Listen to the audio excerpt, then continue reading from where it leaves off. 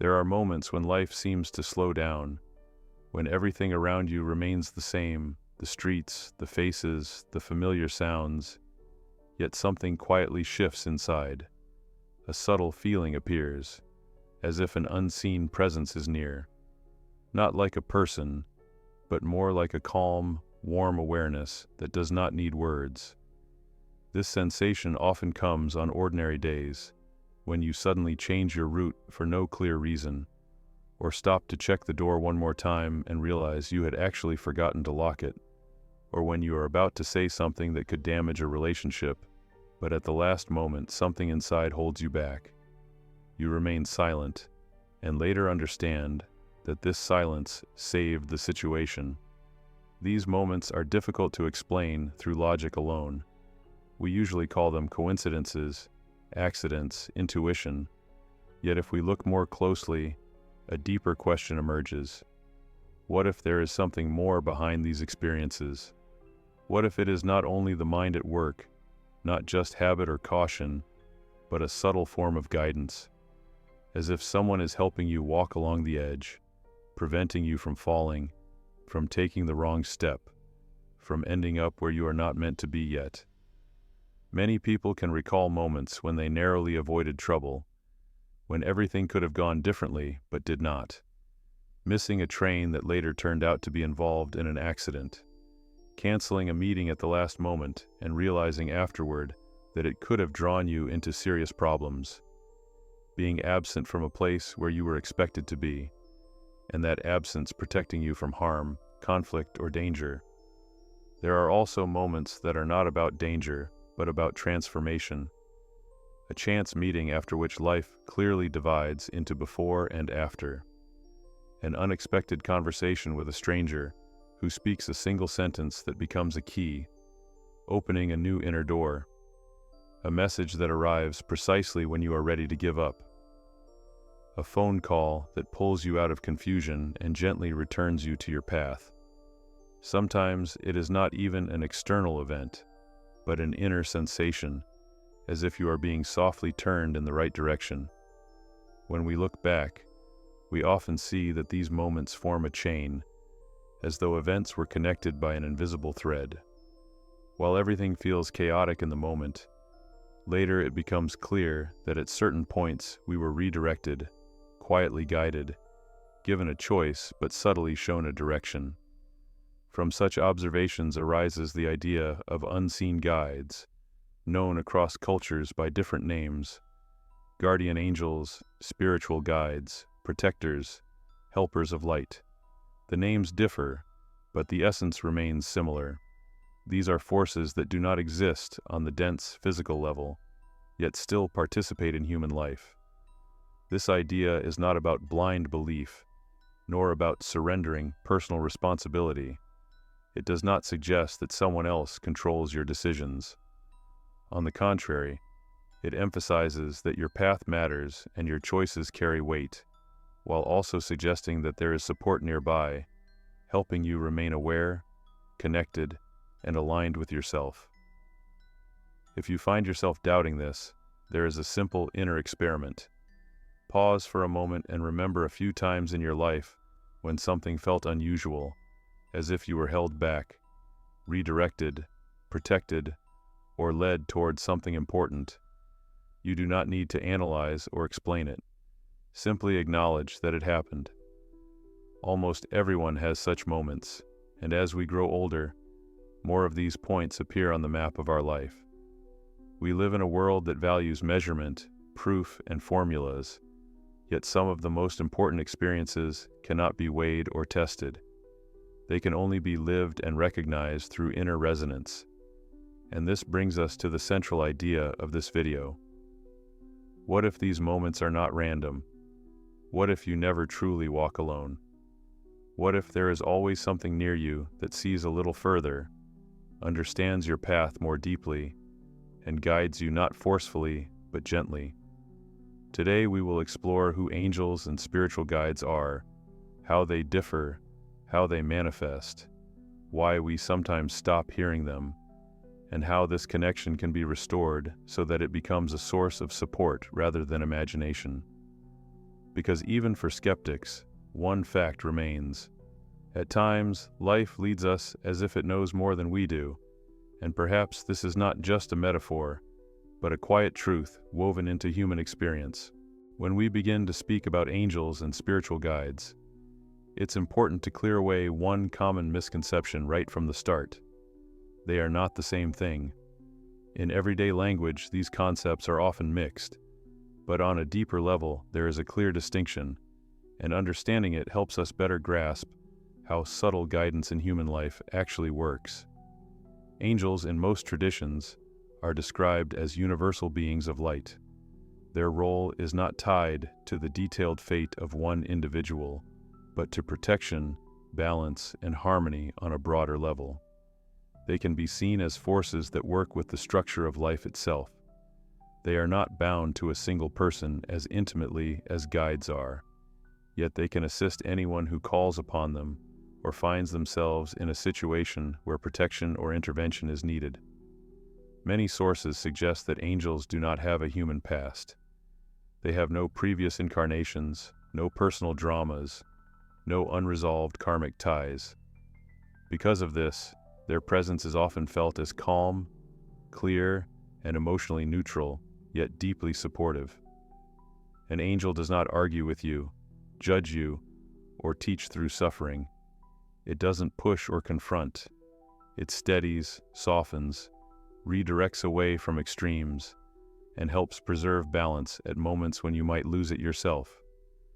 Spiritual guides function in a different way. They are personal companions of the soul, and their connection to you is deeper and more intimate. It is believed that a guide knows your path not in general terms, but specifically your path, your challenges, your lessons, your strengths and vulnerabilities. This connection feels personal because it is rooted in experience. In many esoteric traditions, spiritual guides are described as beings who have already passed through cycles of incarnation or exist on a higher level of awareness. Some teachings say guides can be souls that have completed their earthly journey, while others suggest they have never incarnated physically at all, but specialize in accompanying human lives. There is no single answer here, and that is important, because the essence lies not in who they once were, but in what they do. The role of a spiritual guide is not to shield you from all hardship or make life easy. Their task is to help you move through your experience without losing yourself, without drifting too far from your deeper purpose, and to help you find meaning where you might otherwise see only pain or chaos. This is where the key distinction appears. Angels are more closely connected with protection and preservation. Guides are connected with growth and understanding. An angel may prevent an accident. A guide may lead you into a crisis that ultimately transforms your life for the better. This is not a contradiction, but different levels of assistance serving different needs. It's also essential to understand that guides don't control your life. They don't make decisions for you, and they do not take away your freedom of choice. Free will is considered a fundamental law. Even the most powerful spiritual guide cannot violate your decision. What they can do is hint, repeat lessons, create situations, and gently bring the same themes back into your life when they have not yet been understood. This is why similar patterns often repeat. Similar relationships, similar conflicts, similar emotional experiences. This is not punishment or fate turning against you, but a soft return to a lesson that still waits to be recognized. In these moments, the guide doesn't force, it waits, observing until awareness arises naturally.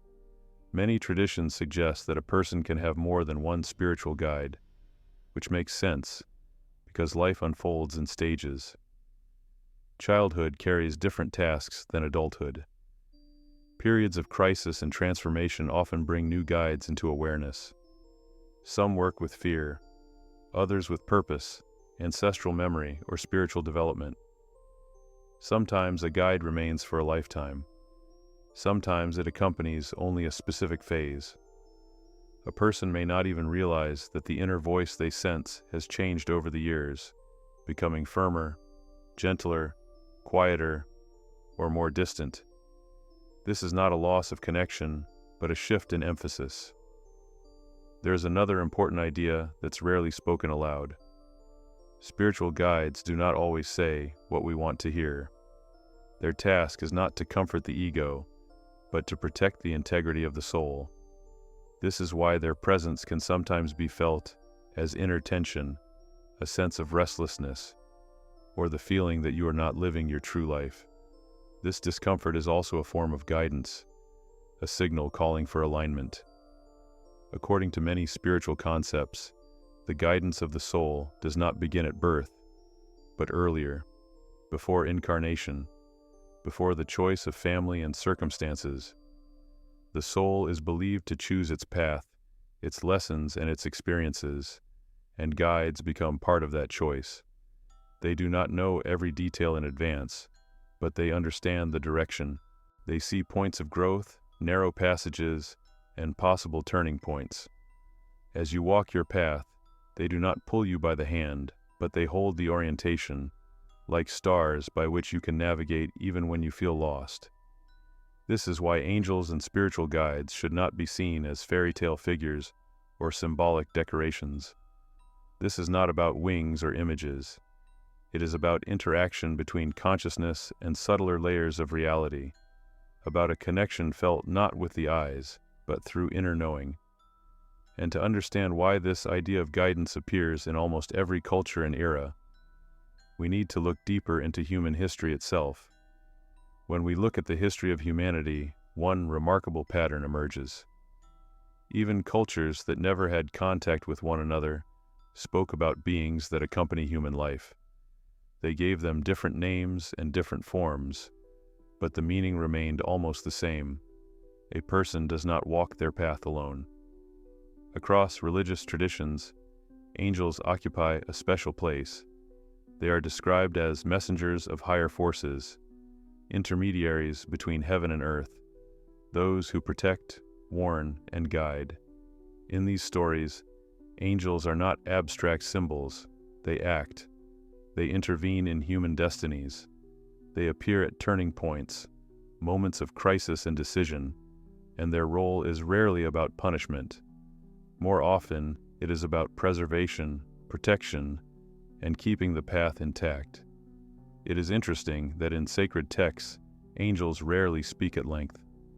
They appear suddenly, deliver a short message or sign, and disappear. This closely mirrors how people today describe moments of sudden help or insight, as if the form has changed over time, but the essence has remained the same.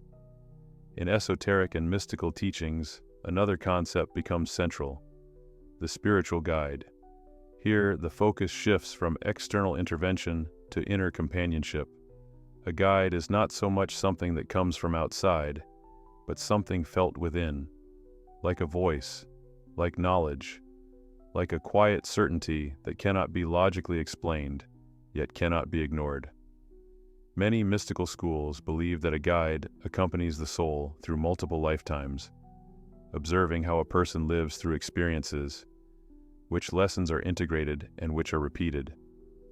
At certain moments, the guide amplifies the signals, making them clearer or stronger, and at other times withdraws, allowing the individual to pass through an experience independently. Going even further back, we encounter ancient cultures where the idea of a guardian spirit was woven into everyday life. Tribes and peoples believed in protectors of the clan, ancestral spirits, watchers of the bloodline. The dead were not seen as gone, but as continuing to observe, assist, and guide the living. This belief gave rise to rituals of honoring ancestors, asking for advice and seeking protection. For ancient people, the world itself was alive. Stones, trees, rivers, the sky, everything possessed awareness. In such a world, humans were not isolated beings, but part of a vast, interconnected system, where each layer of reality was supported by its own forces. When a person lived in harmony with these forces, life flowed more smoothly. When balance was disturbed, signs and warnings appeared. the idea of a personal guardian moves through the centuries. In some cultures it is a spirit companion, in others a guardian angel, in others still, a totem or power animal. But in every case, the message is the same. A human being has an unseen ally, not a ruler, not a master, but an ally. What is especially striking is that this belief emerged independently across cultures, without a shared source, without a single sacred book or doctrine.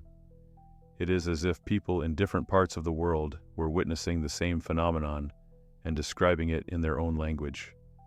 Some spoke of light, some of presence, some of a voice. Others simply knew they were not alone. This invites a deeper question. Perhaps belief in celestial guides is not merely imagination. Perhaps it is an attempt to describe an experience that cannot be fully captured by words, an encounter with something greater than the personal self. Over time, the world became more rational. Experiences began to be explained through psychology, biology, and chance. And many things truly can be explained this way. Yet even today, in a world shaped by technology and logic, people continue to tell the same stories about a voice that saved them, a feeling that stopped them, a sign that appeared exactly when it was needed. And this brings us to the most intriguing point. If angels and spiritual guides exist not only as ideas, but as a real form of interaction, then how do they actually communicate with us? Why do we not see them directly? Why do they speak so quietly through hints, symbols, sensations, and subtle inner knowing? Their language is rarely loud. It almost never sounds like a clear command or instruction. On the contrary, it is usually very subtle, so subtle that it can easily be confused with your own thoughts, your mood, or intuition. That is why so many people hesitate and wonder whether it is simply their own inner voice, or if something else is gently guiding them. The most common way this interaction happens is through intuition, that moment when you have not yet understood anything logically, but you already know. Not a guess, but a quiet certainty. The body responds before the mind. A sense of inner agreement or inner resistance appears, and if you listen closely, you often realize later that this feeling was accurate. Intuition rarely shouts. It does not argue or demand attention. It simply exists, like a constant signal in the background. Angels and spiritual guides use this channel because it does not violate free will. You are free to listen or to ignore it. The choice always remains yours. Another way guidance appears is through signs and coincidences. Repeating symbols, recurring numbers, the same words appearing from different sources during the same period of life. Sentences that seem to answer an inner question you never asked out loud. It may be a song, a book, a conversation overheard in passing, or a phrase you notice by chance. It is important to understand that a sign by itself means nothing. It gains meaning only when it resonates inside you. Not every coincidence is guidance, but some of them seem to switch on a light. You look at the event and feel, this is for me. This is not about fear or waiting for miracles. It is about inner recognition. Dreams are another channel of communication. When consciousness relaxes and the mind releases control, information can come through images, rarely in a literal way, more often symbolically. In dreams, a guide does not always appear as a figure. Sometimes it is simply a situation, a dialogue, or a feeling. You may wake up without remembering details, yet the emotion remains, and that feeling can stay with you throughout the day. Sometimes a dream does not bring an answer, but a direction, a sense of what deserves attention, what should be avoided, or what it is time to release. Even for those who do not believe in mysticism, it is difficult to deny that certain dreams deeply influence human choices and inner states. There is also an even subtler form of guidance, unexpected thoughts and impulses, thoughts that seem to arise from nowhere, not driven by anxiety or habitual inner dialogue, but arriving as a calm suggestion. Pause. Do not rush. Call this person. Delay the decision. Or on the contrary, act now. It is crucial to distinguish these impulses from fear. Fear always tightens and pressures. It rushes you, threatens consequences, and paints negative scenarios. Guidance feels different. There is no panic in it. It may carry seriousness, but not hysteria. It does not push, it directs. Many people ask why help is rarely direct, why no one clearly tells us exactly what to do. The answer lies in the law of free will. Direct intervention would deprive a person of experience, choice, growth, and awareness. The role of guides is not to live your life for you, but to help you live it yourself. If someone constantly told you where to go and what to do, you would stop feeling like an active participant in your own destiny. You would become an executor of someone else's will, and that contradicts the very idea of soul development. That is why guidance comes in the form of hints, opportunities, encounters, and sensations. You decide whether to follow them or not. This is where respect for you as a conscious being is expressed. Sometimes people ignore these signals, and that is normal. There is no punishment for this. Guides simply adjust the route, creating new situations where the lesson appears in a different form, perhaps harsher, perhaps longer, but with the same purpose, to lead you back to your true self. And here we come to an important question. If this interaction is indeed so subtle, how can you recognize when guidance is present? How can you distinguish ordinary life events from moments where unseen support is at work? Are there signs that allow you to feel, even briefly, that you are not alone? One of the most noticeable signs is the repetition of life lessons. You may change people, places, and circumstances, yet inside you keep encountering the same theme. It may be about boundaries, self-worth, responsibility, or the choice between fear and honesty. Each situation looks slightly different on the surface, but the core remains the same. This is not punishment and not bad fate. It is a way of showing you that something important has not yet been fully understood. A guide does not punish mistakes. It brings your attention back to the lesson that requires awareness. And the moment an inner shift happens, the scenario begins to change. Another sign is protection in critical moments. Those situations where everything could have ended badly, but did not. When you narrowly avoid injury, an accident, or a serious conflict. When something goes wrong with your plans, and that disruption turns out to be what saves you. Often this is called luck. But when such moments repeat, when you notice that at the most dangerous points of life, an invisible safety cushion seems to appear, it raises a different kind of question. Not about being special, but about the presence of care. There is also a subtler sign, a strong inner sense of "do not go there." It is not supported by logical arguments. You cannot explain to yourself why you should not agree, travel, or begin something. There is simply a stop inside. And when you respect this feeling, it often becomes clear later that the refusal was the right choice. This feeling is different from anxiety. There is no panic in it, no catastrophic images. It is calm but firm, like an internal stop sign. Many people admit that their most serious mistakes happened when they ignored this sensation. Another important sign is timely encounters.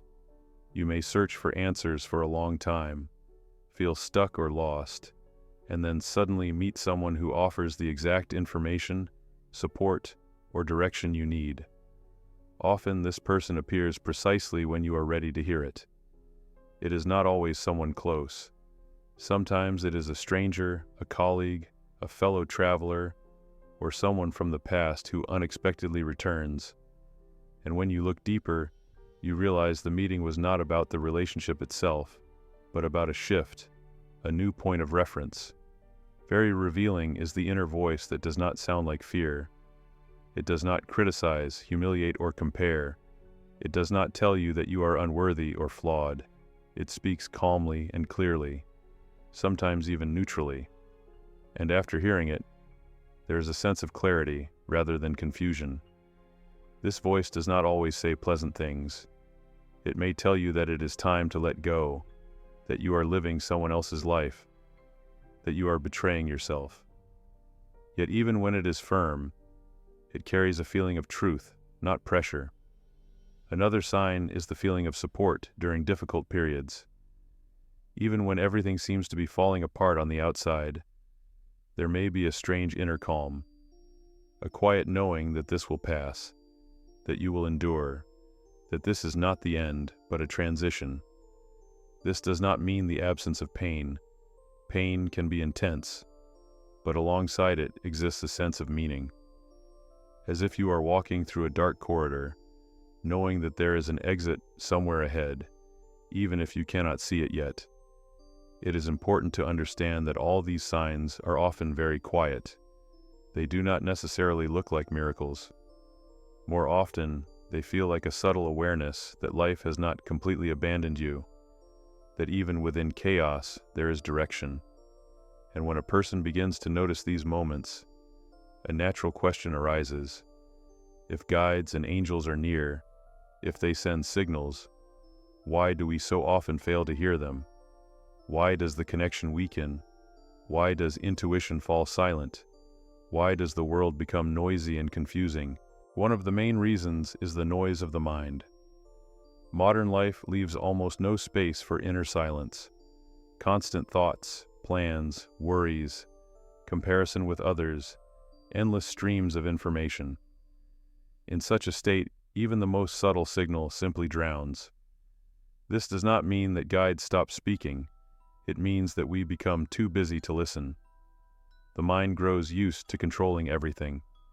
It wants to understand, calculate, and explain. There is nothing wrong with this. But when the mind occupies all inner space, there is no room left for intuition. Guides do not compete with thoughts. They wait for a pause to appear within. Another reason is fear and lack of trust in oneself. When a person ignores inner signals several times and later faces the consequences, they may decide that intuition is unreliable, or the opposite happens. When someone follows their inner sense and experiences a painful outcome, fear arises, making it difficult to trust that inner feeling again. Gradually, a habit forms of relying only on external authorities, on other people's opinions, rules, and expectations. The inner voice fades into the background, not because it disappears, but because it is no longer given the right to speak. The rejection of intuition often happens quietly. A person begins to tell themselves that it is foolish, illogical, unreasonable, and each time the inner response is suppressed, the connection becomes slightly weaker, not permanently, but more deeply hidden.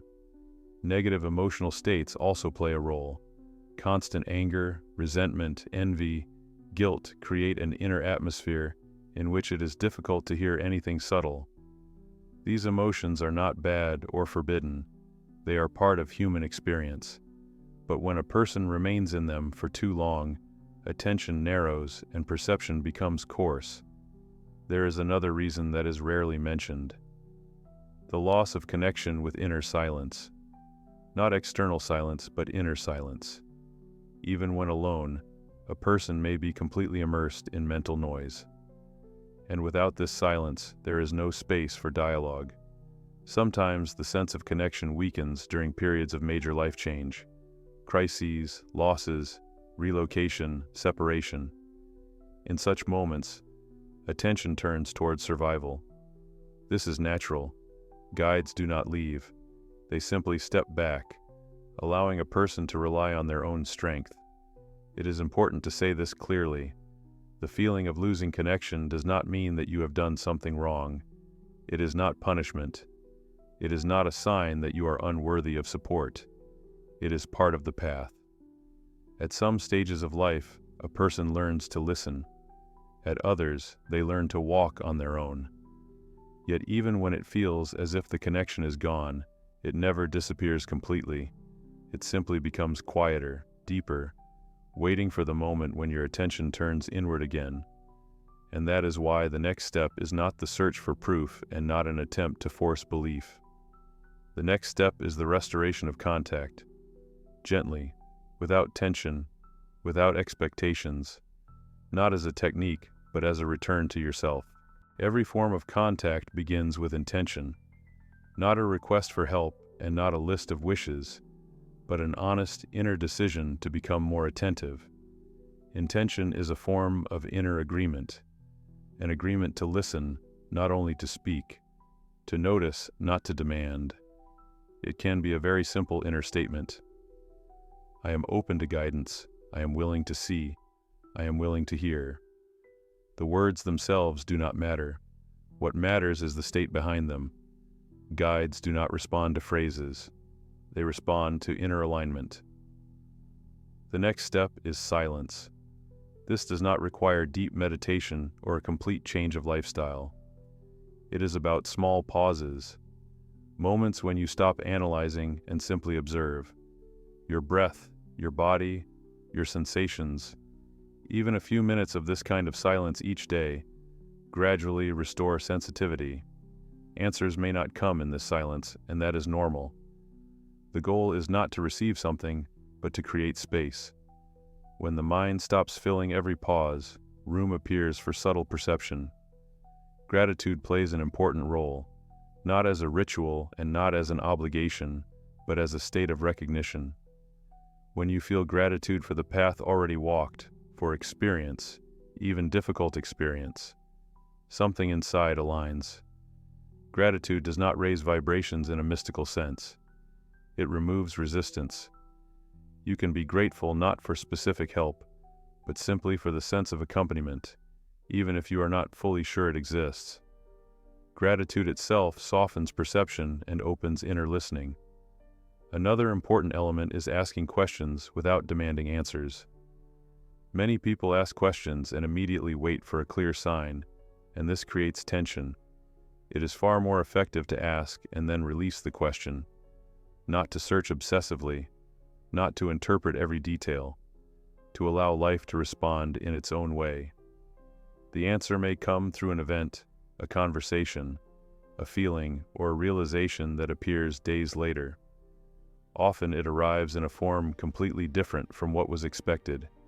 Contact begins with trust. Not blind trust, but quiet trust. Trust that you are not alone. Trust that even when you make mistakes, the path still leads you toward the experience you need. This trust does not make you passive. It makes you calmer. It allows you to move through life with less inner resistance. It is important to remember that guides do not require worship, special rituals, or withdrawal from the world. Connection with them is not an escape from life. It is deeper presence within it. The more honest you are with yourself, the clearer the guidance becomes. Sometimes contact returns, not as a voice or a sign, but as a feeling that you are back in the right place. Decisions feel easier, resistance decreases, inner stability grows, and it is in this moment that understanding begins to form. Angels and spiritual guides are not a separate topic of life. They are part of the path itself. They are not somewhere outside of you. They are woven into the fabric of experience. And now, having reached this point, only one step remains: to look at your life as a whole, as a route, as a path that was not chosen by accident, and to see guides not as those who lead you by the hand, but as those who walk beside you. When we begin to see life not as a series of random events, but as a route, many things start to look different. Not easier, but more meaningful. Every meeting, every loss, every turn seems to take its place. Even moments that once felt like mistakes often reveal themselves, over time, as necessary stages of the journey. According to many spiritual perspectives, the soul does not choose details, but direction. It chooses experience, lessons, themes through which it will grow. And within that chosen direction, freedom and choice appear. This is where a person becomes a co-creator of their destiny, not a performer following a rigid script. In this context, guides are not controllers or overseers. They do not pull strings or decide who you must become. They walk alongside you, sometimes ahead, sometimes behind, sometimes almost invisibly. Their role is not to lead you by the hand, but to help you see where you are. You make your own decisions. You choose whether to listen or ignore, to stay or leave, to risk or retreat. That is where your strength lies. Guides simply illuminate possibilities. They do not remove pain, but they help you not lose yourself within it. It is important to remember that inner light does not come from outside. Angels do not bring it, and guides do not switch it on. It has always lived within you. Guidance only helps you remember it, to return to your true self, to that inner state where meaning can be felt even in difficult moments. Life can be chaotic, sometimes harsh, sometimes unfair, yet even within that chaos, a subtle line of care can be sensed. Not as a promise of happiness, but as the presence of meaning, as the feeling that your path matters, that your experience is not accidental. And if you are now in a period of doubt, exhaustion, or loss of direction, this may not be a sign that you are lost. It may be a point of transition, a moment to slow down and listen again, not to the noise outside, but to the quiet knowing within. Angels and guides do not demand belief. They are not offended by doubt. They do not disappear when you stop thinking about them. Their presence reveals itself where there is honesty with oneself, where there is willingness to see truth, even when it is uncomfortable. And at the very end, I want to leave you with one question, not for an answer out loud, not even for right now, but for something that stays with you after this video ends. Are you willing to listen, not to other people's words, not to promises, but to that quiet inner voice that has accompanied you throughout your life, the one that knew the way even when you doubted, the one that never forced you forward but was always there? Perhaps this is where the true path begins, not with the search for signs, but with trust in the simple truth that you are never walking alone.